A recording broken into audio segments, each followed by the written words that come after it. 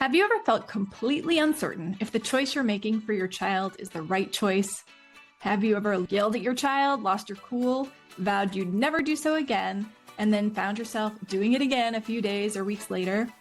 If so, I want you to know we have all been there. Every parent has been there. When we become parents, it causes us to be under immense pressure. We feel that pressure because we care. It doesn't have to harm us. Pressure can be good. It can be motivating. After all, pressure makes diamonds. Welcome to the Parent Doctor podcast. I'm Dr. Marissa Caudill, an adult and child psychiatrist, wife, and mother of two. If you're here, I'm going to guess that you're like me. You want to be the best possible parent for your children. You don't want to settle for just being a good enough parent. Maybe you're like me and that you're determined to be a cycle breaker within your own family. Here at the Parent Doctor podcast, I blend neuroscience, psychology, and spirituality to give you the tools to confidently grow as a parent. Because it's not just about raising our kids. It's about reflecting, evolving, and becoming the firm but loving parents that our kids need to thrive. I believe in the power of intentional, mindful parenting to help our children see our lives as examples of a life worth living. That might mean making some tough decisions in your life about your relationships, your work, your friendships, your habits. Can that be hard? Yeah, sure. But anything really worth doing is not easy. And that is how we're going to reverse the teen mental health crisis our kids are facing. By leading with love, embracing failure, modeling resilience, and creating homes filled with understanding and connection. So whether you're a seasoned parent or just starting this incredible adventure, you are in the right place. If you find value here, I'd be so grateful if you could follow, rate, and share this podcast. It's a simple way to help more parents discover the support they need on their parenting journey. Thank you for joining me. Let's get started. Welcome back, everyone. This is Dr. Marissa Caudill, the Parent Doctor. Please help me welcome Rudy Smith. He's a doctor in education, right, Rudy? I am a postmaster certificate in education. Okay, sorry. He is an educator with over 30 years experience. I met him also, as I have some of the recent guests on the show, at the Speakers Institute in Long Beach, California, that happened back in September 2024. He is an amazing and incredible speaker, but he is going to be here talking about his experience as a father, as well as his experience in midlife, in career transition, in life transition. Yeah, and he's extremely authentic. So thank you, Rudy, so much for being here with me and for volunteering to share your story. Awesome. Glad to be here. Thanks for inviting me. Yeah.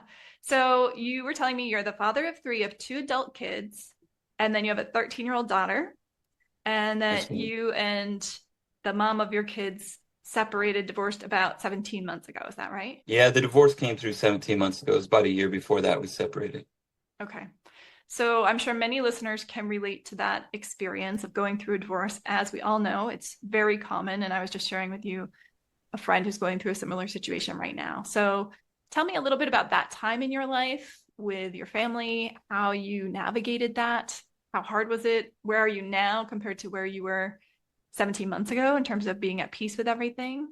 Yeah, that was the single most difficult experience I've ever had in my life, was the divorce. We'd been married 25 years. And I mean, she was my childhood sweetheart. Basically, we were very good friends.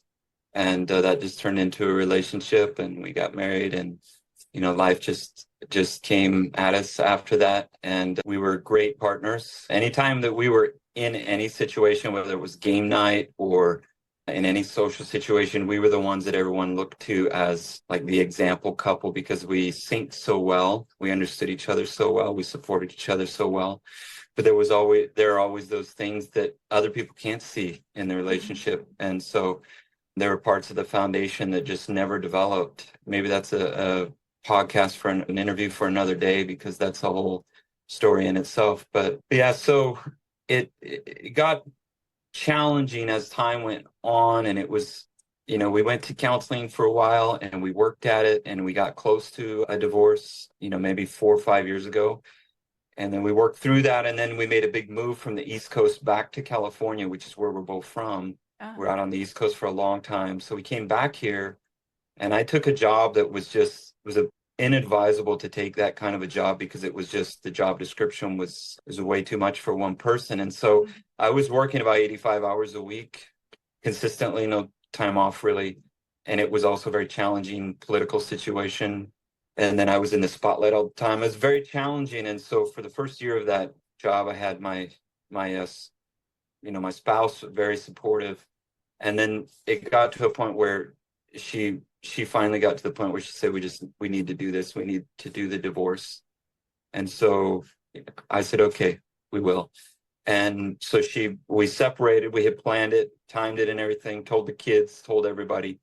And she separated and she moved into a house right across the street so that she could be near. And then I started the second year of that job, and everything that was so challenging the first year seemed to double from the outside. And then I didn't have that support. And so that was a factor. But then when I saw her developing relationships, it just felt like I was being vivisected or something.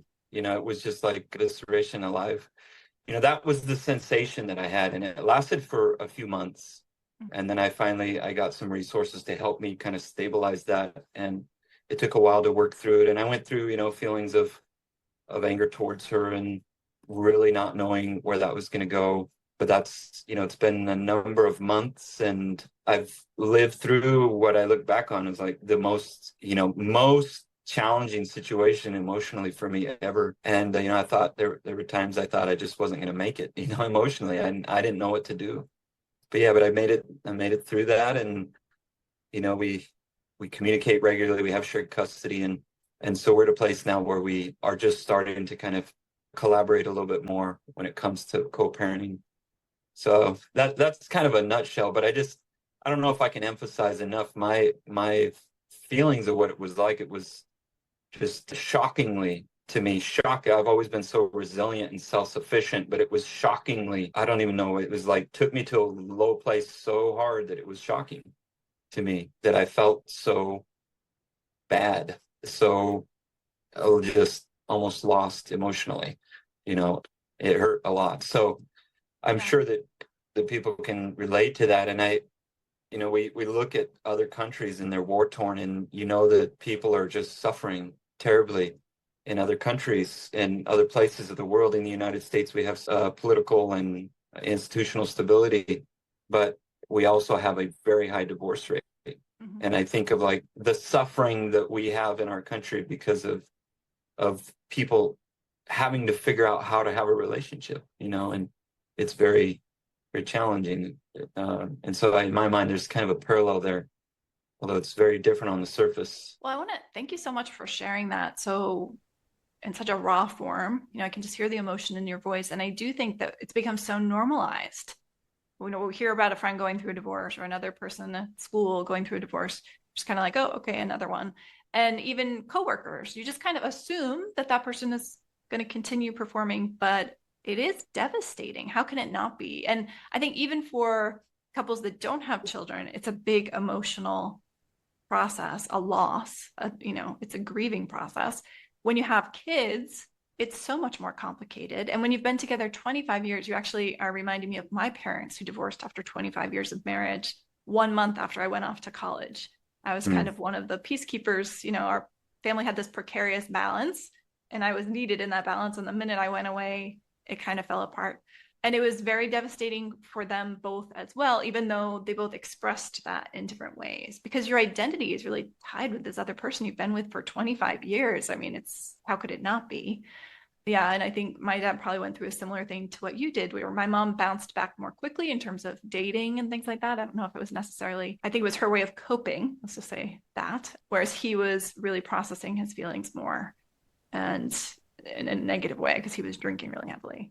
I mean, I think it sounds like you've really sublimated. That's the psychological term, which means when you take a crappy situation and yeah, you feel the badness for a while, but then you eventually can turn it into something positive for yourself.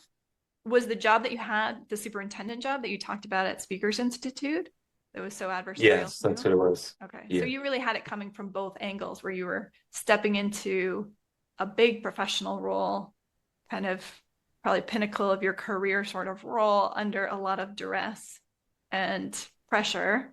And at the same time, on the home front, feeling like your marriage was ending and having to process that emotion. That must have been so challenging for you. I can't imagine. It was very challenging. And was this the pandemic? And no, this was worse than the pandemic. It was coming back from the pandemic. Oh God. So I was Just bringing when the everybody else was school. kind of like breathing a sigh Yeah, of relief, you yeah, felt like your world we were suddenly. navigating that whole masking issue, and so the community, that was just one small thing that we worked through. Yeah. So, and then, okay, you shared with me that you and your ex share custody of your 13-year-old daughter. She goes 1 week at your place, 1 week at her ex's place. You live very close to each other. So I think that's really wonderful that you've both provided that kind of continuity. Not everyone can do that in a divorce situation, but it's nice that you've obviously worked to make that happen. I'm sure it wasn't easy. How has it been? Well, that is something I think I have in some way just taken it for granted, but then again, I look at it and I realize how fortunate we are that it's very easy for our 13-year-old to feel like she has both mom and dad all the time because we're so close physically, geographically rather. And it was a matter of the challenging part of that was like, what do we do now? It was easy for her to move across the street, and that was interim. We knew it was. But it got to the point where I knew that I needed to change. And so it just so happened that her mom was trying to get some work experience again, and she had an opportunity to go quite a ways away, about 10 hours away, to work for someone that she knew, and she was just going to do that for the summer. So school let out. I ended that year. I left that position, and then I took my daughter. Well, we did like 3 weeks at a time that summer, but it gave me the chance because her mom had gone somewhere that was also interim. It gave me the chance to pick where we're going to live. And so, I worked it out with her mom, but basically I picked Orange County and a specific part of Orange County. And I came here and I found a place to live and found a school for her and checked things out. And so, by August, I was able to bring her with me and get her started in school. And I was here, and then her mom came back and found a place nearby a couple months later. So it all worked out, but it was a little touch and go at the time. And there was some concern on my part that, the last thing that I wanted was to be distanced from my daughter for any length of time, and so we weren't really talking that much, her mom and I, at that point. And so it was very challenging for me to talk with her, just to be around her and talk with her. So we had to work through that, figure out like how we're going to do things. But I tend to believe that if you're seeking what's best for, if you're listening to the higher part of you, then things tend to work out in a very long-term beneficial way for yourself and for other people that you love. And so that's what this situation was. We didn't really know what was going on. We didn't know what was going to happen. We just knew that this was the next step, and it wasn't ideal, but it was the next step. And so we worked through it step by step, but at the same time, we both listened. I think her mom did too, but I really listened and like, okay, this is what I want, but this also feels in my gut like it's a good thing. Because there were a lot of other options that we looked at, a lot of other things that went through my mind. And this one just turned out to be really, really good. It's a great environment, and the school's very supportive of my daughter with her needs, and we're close by each other, so that all worked out that way. It's a nice community. What you just said is so beautiful, like to kind of keep in mind what's really most important. Easier said than done, though, I think, when you're going through a divorce and when you have kids involved and when there's differences of opinion. Do you have any thoughts looking back on that, on things you were able to do that helped you to maintain that best part of yourself viewpoint when there were disagreements or uncertainties with your ex about how to raise your daughter, where to raise your daughter, where to live? Because I'm sure there were conversations. I didn't realize you guys also relocated in the midst of all that. So much change. Yeah, it was like, what else can we So much change? change. Let's I mean, just do something else, right? yeah, I mean, there's this Yeah. survey of like stressful life events, and like Yeah. death of a loved one is up there, divorce is up there, moving is up there, loss of a job is up there. I mean, you had like 4 of the top 5 or something. Career right? change, like Yeah, career change, moving, they were divorce, stacked. like that. No Yeah. wonder you were overwhelmed. Yeah, they were stacked. I will say that there were times, and there still are times, like I'm in a good place right now, but it doesn't mean there aren't challenges there. It doesn't mean that I don't feel sometimes very uncertain about what's going to happen. And so there were times in that period of time where, I was really concerned about maybe doing something that would put us in a situation where we're fighting for custody, or where there might be some kind of dispute over custody and not being split 50-50 or something like that. So, I mean, that came up from time to time as a concern, and I felt that sense of not being in control of something that's so significant to you, like so deeply rooted as a need. And so when that comes up, I mean, I guess I learned to feel through that and like almost breathe through it. Like, okay, there are things you can control. There are things that you can't control. And I mean, I had the things that I did on a daily basis in terms of meditation and just staying aware of the situation, and some other supports that I've kind of got. And I had a community I developed of basically men who were going through the same situation, and we really supported each other. And it was a good community in terms of looking at your spouse as someone who's, has their needs and is not the enemy of your ex-spouse. And so that was all very influential. I did grow up very Orthodox in an Orthodox religion, and I don't practice that religion any longer, but being in that religion, it was always, for me, my tie to it was always very deeply spiritual in a personal sense. So I did have a lot of experiences, and I learned to live in a way where I felt myself listening to a higher power, basically my whole life, from about the age of 19, 20 until still, but I learned early, like, there's a way to listen to something that's higher than yourself. And so even though I don't practice, and I hear people talking about their religion and whatnot, and I believe that religion can be beautiful and wonderful, no matter what it is, what religion it might be, because this has been my experience where I'm not tied to the religion as an institution or program, but what I learned from it remains, and what I keep inside. And so that was definitely there. And I mentioned, like, listening to your higher self. It's some maybe call it as intuition or your gut feeling or whatever. There's a time when things are just unknown, and you can ask a question to yourself, basically. And if you're willing to listen to what's there, it always comes. And the key is if you're willing to do something once you hear it, because you won't hear what you're supposed to do unless you're actually willing to do it.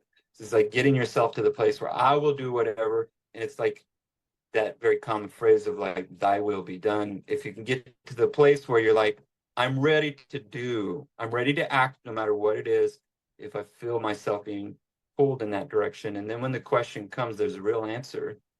And sometimes it's like, hey, give some grace to your ex, and that goes along. I mean, that closes all the distance, because then there's an assurance that comes where you're deeply peaceful, no matter what's happening around you.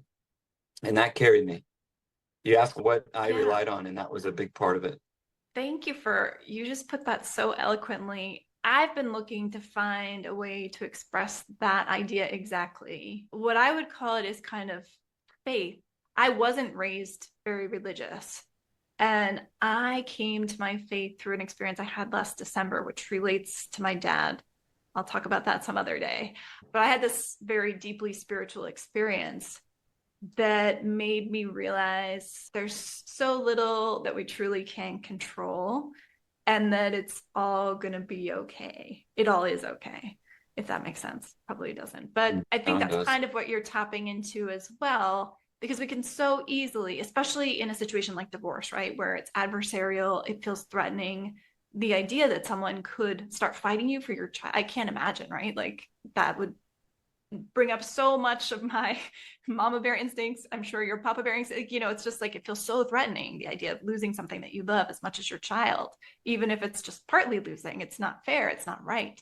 And a divorce already means you're losing that in part, right? Because you're going to have half custody or whatever it is. So anything in addition feels even more so. So the fact that you could tap into something greater than yourself in that moment, Rudy, when you were so threatened by something that felt like it was threatening something so important to you, so vital to you, is really powerful.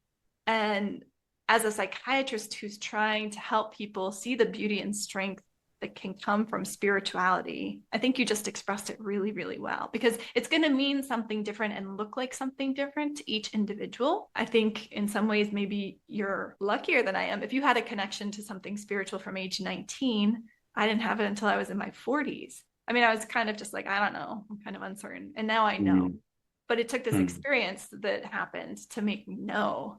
And I think it's interesting from the readings that I'm doing. Like I've been reading The Power of Now by Eckhart Tolle. How do you say his name? Have you read that book? Oh, yeah. So he really talks about how emotional suffering, like getting cracked open by something like a divorce or a loss of a loved one or whatever it is, can be your opening to that spiritual peace that you were just describing, that lets you see everything from that distant view, that lets you know it's all okay. It always has been, it always will be, it's fine.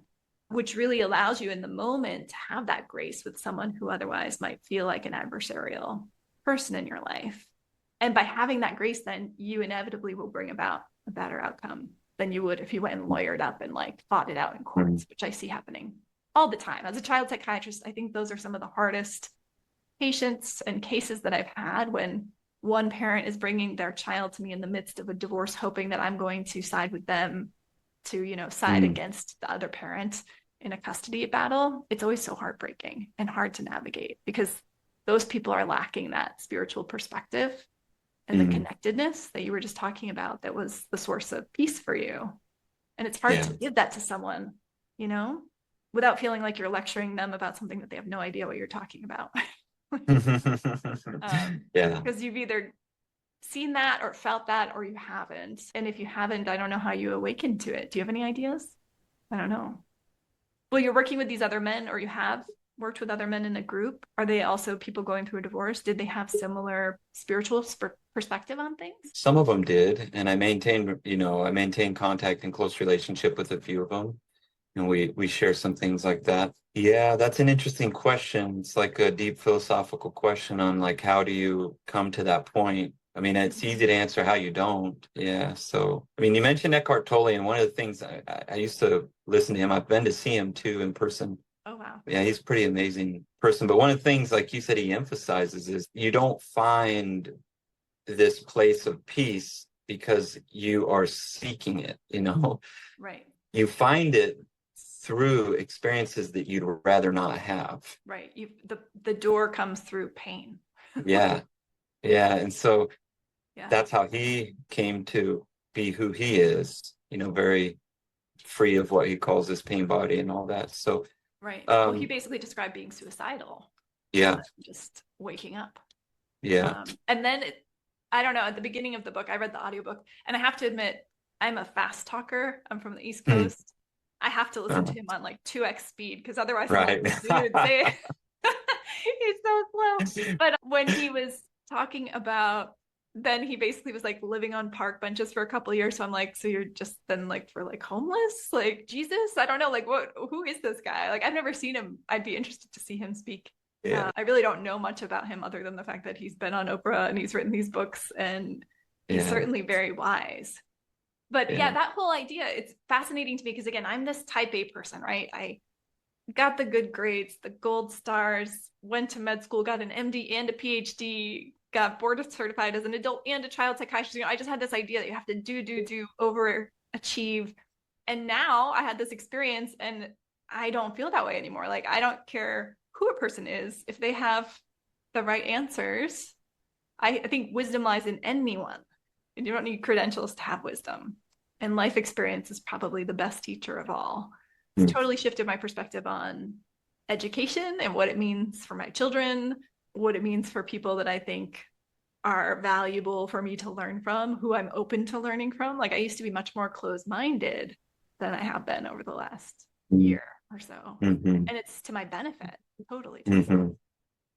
Yeah, and to those that you're with and that you serve. Yeah. Well, that's our conversation took a turn I didn't expect it to take, but I like it. So I'm going to keep going. Yeah. Are you a parent who wants to read all the parenting books, and you have maybe a growing list or stack on your nightstand, but somehow you just never seem to find the time to get to them? If so, I totally relate to you, and I want you to know I'm here to help. Every month on the third Wednesday, I read, summarize, and present a parenting book that I have chosen that I think is a great one. And I do this via Zoom. If you'd like to get into the Empowered Parent Book Club, go to theparentdoctor.com/book club. This is totally free. It's a public service that I provide. And everyone who signs up gets access not just to the replay in case they can't make it to the live Zoom, but also to an actionable PDF that I create custom for each book that we read. So I would love to have you. This is a growing community now of over 200 members. These are like-minded, engaged, energized, supported parents who want to be more empowered for the sake of their kids. If you'd like to join us, again, please go to theparentdoctor.com/book club. See you there. Yeah. All right. So you found this connection to grace, to something greater than yourself, whatever you want to call it, right? Which in my experience is infinite. Do you find that too? Like it's an infinite source of energy and patience and peace. Yeah.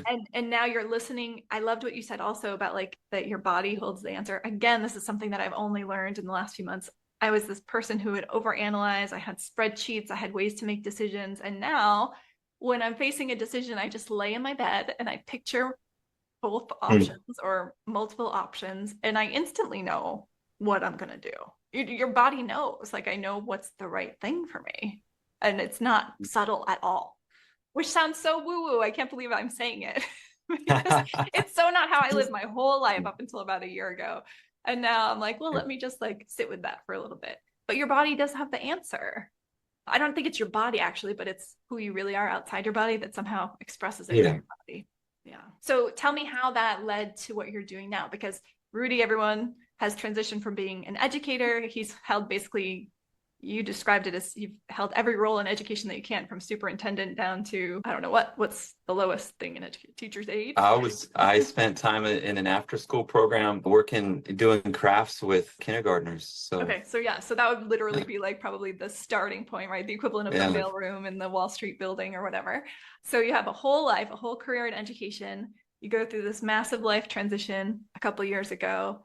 And was it listening to your body and what you really needed that brought you to your new career as a health entrepreneur? It was, yeah. Yeah, it was a very specific experience. And, I would say on that thought of listening to your body, you're right. I mean, you put it well. It's not so much your body, that although the emotions come through the body and through the mind and thoughts and whatnot, but there is a physical response to a spiritual experience. But it's hard to say you listen to your spirit. It's just like a holistic experience. But well, for me, it was the decision to make such a dramatic shift. I've always been one to like push the boundaries and do my own thing, and like really always got in trouble in every role that I was in, because I would always be pushing into something that was innovative and, very, very tip of the adoption curve, if you will. There's like been studies on what the adoption curve is, and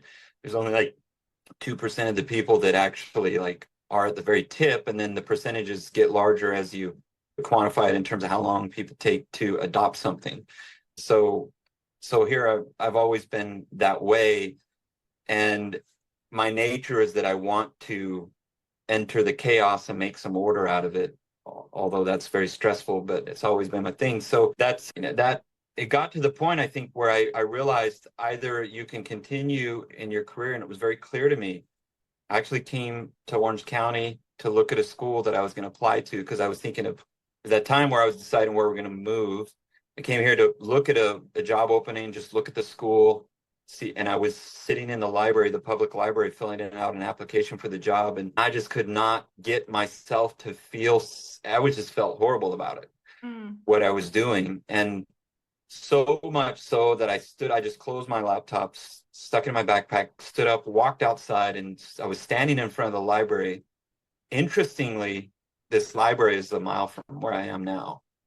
So I was standing there under a magnolia tree, and I was just like trying to calm myself, trying to like get myself settled on this question. And I started walking across the street. I was like, okay, there's a Target over there. I'm gonna go get something at Target and make use of this time I'm standing here, not just stand here. And I'm walking across the street and I'm in the sidewalk. And this question kept coming up of, why don't you stop doing education and do what you want to do? Why don't you? Why don't you? Why don't you? And finally, the answer came in an honest way. It was honest enough that I actually answered the question. And it was simply because I'm afraid of the unknown. Like, leave your career. Right. You leave all of the time you spent building a career that's stable, that's secure, that allows you to tap into your talents, allows you to influence and all this stuff, simply because I was afraid, And I stopped in the middle of the sidewalk. I turned around, I walked back in, sat down, I opened my laptop, I deleted my application, and I had made the decision. There was a thing that I had to go do for some certification in the state. I had it scheduled. I had taken a class from UCLA to get prepped for it and everything, because I came from out of state. And I canceled that. I said, I'm not going to that. And that was that. And I didn't quite know what I was going to do, but it was a huge experience. And it just had this like long lasting, like immense emotional, not emotional, but just like everything centered for me on that decision. And it was like, finally, had made the decision, and it just like everything centered, and it lasted for a long time, but that didn't mean I know what I was going to do. Right. So since then, it's been a year and a half almost. And it's been like all kinds of ups and downs trying to figure things out, being an entrepreneur, and that carried me for a long time. But that like wonderful sense of like surety in the decision did eventually like taper down to not being enough to carry me day to day. And I've had to like hone that skill of how do you keep moving forward and stay, focused on something when it's not given to you, and you got to decide it over and over. So, but that's where the change came from. And it was from that experience of just, I was finally honest with myself in a way that I heard myself. I was honest, and I honestly said, because you're afraid. And it was like a revelation answer. And came with this understanding of, I will not live that way. I will not do that to myself any longer. You decided not another moment. So you like jumped through the door, burned the ships, whatever analogy you want to use. Yes. You decided like you're slamming the door on that past life, even though that was your whole life up until that point. And now we're in a pretty similar scenario, actually. I mean, I built my whole career on being a psychiatrist and left my job as a busy clinical psychiatrist with Kaiser Permanente in May 2022. It was so hard to leave then because kids' mental health was really in crisis. All the child psychiatrists were super busy. So I knew by leaving, I was leaving this gaping hole, and it wasn't clear who was going to fill it. So there was a ton of guilt. But at the same time, I knew it wasn't the answer. What I was doing was not the answer that was going to have the greatest impact. But it takes so long to build the thing, even though you believe in what you're doing and I believe in what I'm doing. Like, there's definitely a lot of low points as you go along in this new thing, because you got to learn so much. You got to have faith even when the dollars aren't coming in and the clients aren't coming in and all of these things, right? But as long as you keep going, and I don't know about you, but I could not go back. Do you feel the same? And never go back. Like, no, even if you got a job paying you like double what you were making at your highest to be a superintendent or principal at some new school, would you go back? No, never. So I think it's actually eye-opening, right? Like, I think it's inspiring for parents who are listening.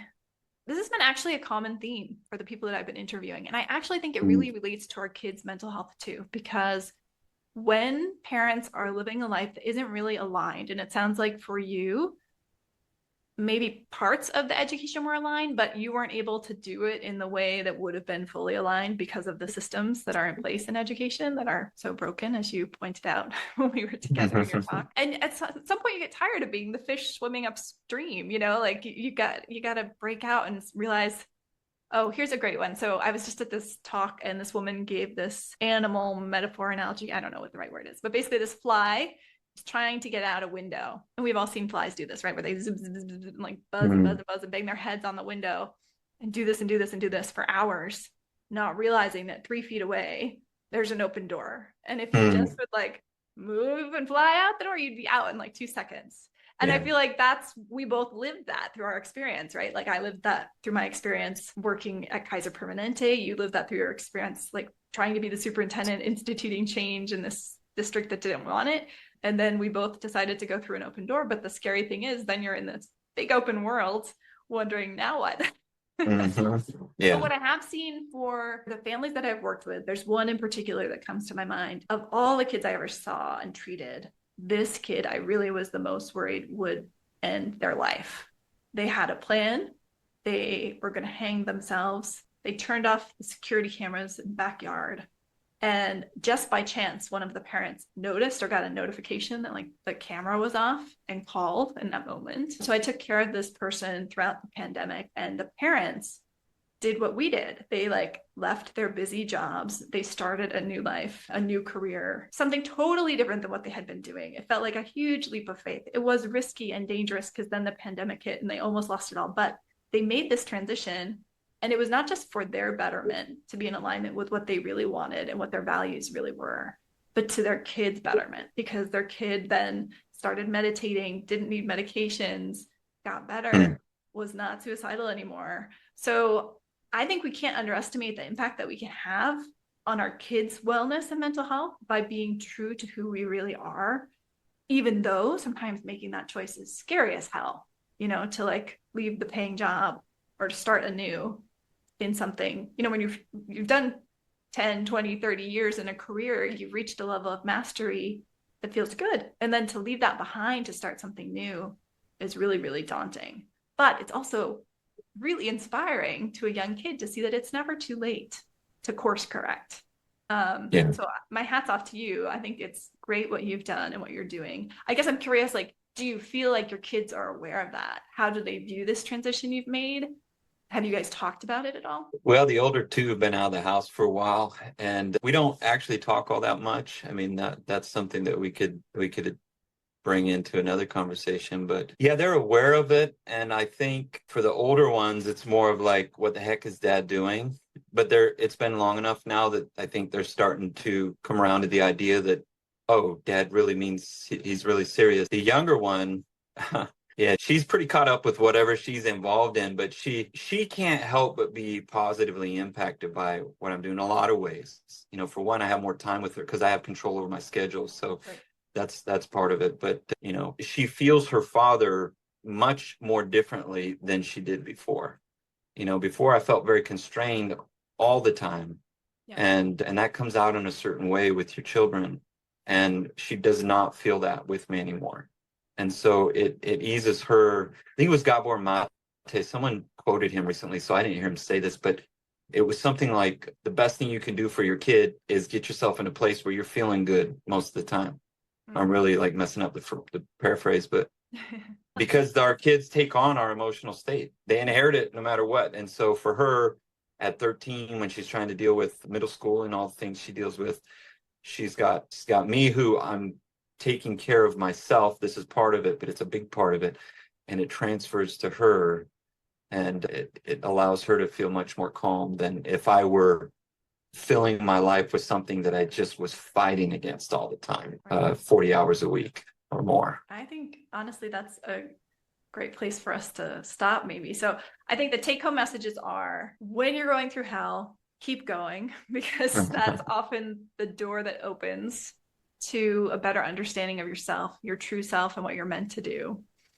And then I love what you just said, which is, I'm going to paraphrase, you're paraphrasing in my own words, but basically, like, the best gift you can give to your kids is to be the most well-balanced, happiest, truest version of yourself, right? Because if you're fighting that and living a life that someone else wants or that you think you need to deliver or whatever it is, then you're less present with them and they feel it. And the tension that you feel, especially I see this all the time too. Parents feel like, yeah, but I'm doing this for you, right? I'm doing this so I can earn money for you to do these things. And then they want the child to be grateful. But all the kid wants is to have your presence. Yes. That's so much more important than whatever, I don't know, the tutoring, the tennis lessons, whatever it is, the stuff, right? Anything really. Yeah, anything. And at the end of the day, those relationships the relationship between a parent and child is like one of the best relationships if not the best relationship that you can have. So I don't want to mess my relationship up with my kids. I know you don't want to mess your relationship up with your kids. We want to do the best that we can. It sounds like you're doing an awesome job. So thank you so much for coming here and sharing your story. So, but I do want to promote your stuff a little bit. You wrote that your stuff is Units of Beauty, Bliss 5, and Prometheate. I love the name Prometheate. Tell me a little bit about what those are and how people can find out about them. Bliss5.com. You can order a couple of wonderful products online. One's a coffee substitute. The other's testosterone support for men. The best two that you can find out there on my own formulation. Units of Beauty is more of like a playground for me to just share my feelings. Unless you're a man who just wants to talk about masculine presence and feminine energy, then I do coaching there. So in that area. And then Prometheate.org is very new, but Prometheate.org, yeah, it's, you know, the story of Prometheus. That's the nonprofit. It's an actual nonprofit in California. I registered it and working on getting the tax-free status, and I'm starting to reach out to school districts to just offer my services. And the low-hanging fruit right now to help schools is like, what do we do with AI? So if you have a school district and you want them to be aware of AI and start working with AI in a way that blesses the kids, that helps them grow like exponentially, AI is the greatest tool that we've ever seen for that. My prediction is that school districts will either find themselves fighting against that, or they will learn it and they will embrace it, and it'll be the greatest thing that they've ever done.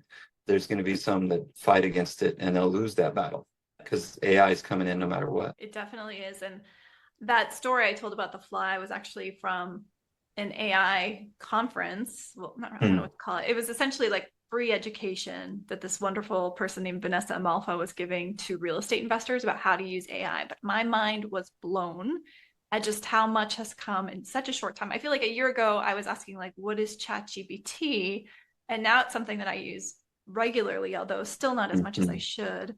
And she emphasized something which I think is so true, and something as parents, we really need to think about this. We can't just stick our heads in the sand and say, oh, I don't like AI, or it's going to steal the jobs. No, it's here, it's coming, it's inevitable.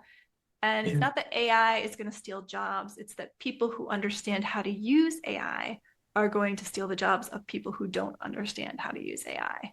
So I think absolutely in education, what I see now is a lot of resistance, like trying to play this cat and mouse game of like figuring out, are the kids using something? Is it plagiarized, whatever? That's we what gotta I mean. let it go. I mean, and then I was listening to the Amy Porterfield podcast yesterday. Had this guy who wrote a book called The Wolf is at the Door about AI. And he basically said, like, we have to accept that we're really facing a new era, which is going to be the democratization of information. And our old way of education and of, you know, assessing students and measuring them against one another really is not going to apply in the future. And that really kind of blew my mind. It's true. Yes. I think it's absolutely true. And in the next 5 to 10 years, everything's going to change. So, okay, that's really cool that you're doing that. I didn't even know you were doing Prometheus. Yeah. So, all right. So if anyone wants to reach Rudy, you can find him at drsmithwrites@gmail.com. I will put that information in the show notes. Again, thank you so much, Rudy, for joining the podcast today. Thanks so much, Marissa. It's been really a pleasure. And you're just a wonderful person. And the work that you're doing is amazing. And you're going to touch so many people. You already are. Thank you so much. All right. Talk to you again soon. All right. Bye.